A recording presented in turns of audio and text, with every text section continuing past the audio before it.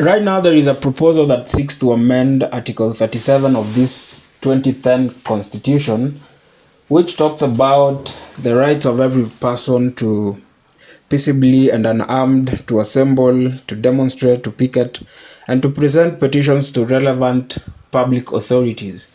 This comes after a High Court ruling that compelled relevant bodies to come up with clear laws on how demonstrations are going to be held from now henceforth. That proposal is now in the National Assembly, and parliamentarians are going to debate about it so that we can know what will happen in the future when it comes to demonstrating and picketing and presentation of petitions. This proposal has been prepared by the Office of the Attorney General, the Law Society of Kenya, the Kenya National Commission of Human Rights, and the Independent Police Oversight Authority. And maybe someone would ask, why do we need to have a new statute that talks about on how demonstrations are supposed to be held? Remember, Article 37 of the 2010 Constitution talks only about the rights of a person to peaceably and unarmed to protest, picket, and demonstrate. But it does not describe how these picketing and demonstrations are supposed to be held. How are they supposed to look like? Do we need the police and stuff like? So Article 37 presents what we call a constitutional lacuna. A constitutional lacuna is a scenario whereby the Constitution fails to give answers to an arising scenario, or there is a gap. So there is a constitutional lacuna that has been presented by Article 37, because the writers of this Constitution in 2010, they did not envisage a scenario whereby a peaceful demonstration will be infiltrated by people like goons, criminals coming to harm protesters or even destroy public and private properties. They did not envisage something of sort. And now, because this is an arising matter, it needs a parliamentary act that is going to fill in that gap and provide solutions on how going forward demonstrations are going to be held. So let's dig deep and get to understand what this amendment proposal has. Number one, in this amendment bill, it says that all protesters are presumed to be peaceful unless there is any evidence that says that these protesters were engaging in criminal activities or something that is unconstitutional or unlawful. And then number two, all peaceful protests are presumed to be lawful under this amendment bill, unless again if there is any evidence. Again, this bill protects protesters from any arbitrary act from the police. Therefore, it means that the police are not supposed to arrest you, disperse you, or even detain you if you are picketing and demonstrating peacefully, unless there is evidence that you are engaging in a criminal activity. And then this amendment bill gives the police roles and responsibilities. Role number one is to ensure that they are protecting lives and constitutional rights.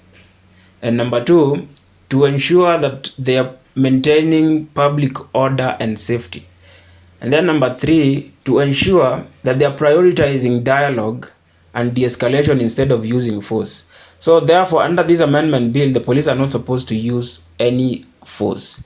And then number four, the police are actually supposed to protect journalists, healthcare workers, the people who are monitoring the demonstrations, and they must ensure that the journalists and all these mentioned people are not targeted by any other gang.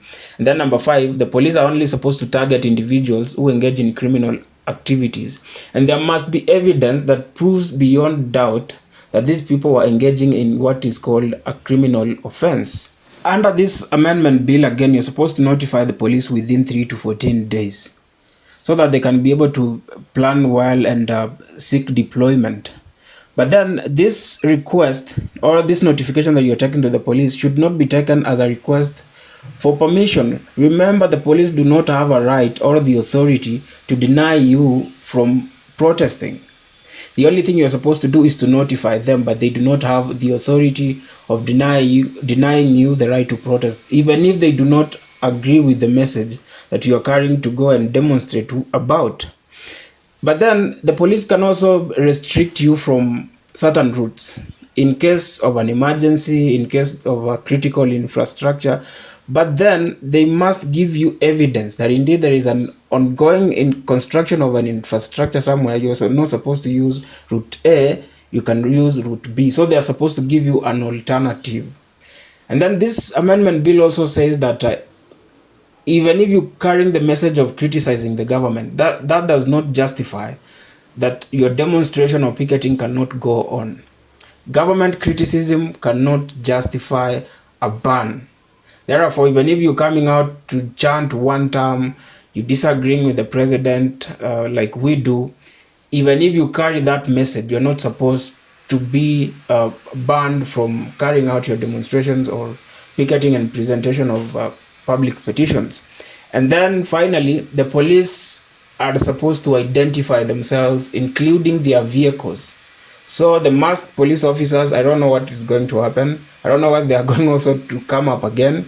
There will be no issue of masked policemen and police moving around with unmarked vehicles chasing after protesters. And then there will be monitoring from the IPOA, independent media houses, and also humanitarian organizations. And that is it.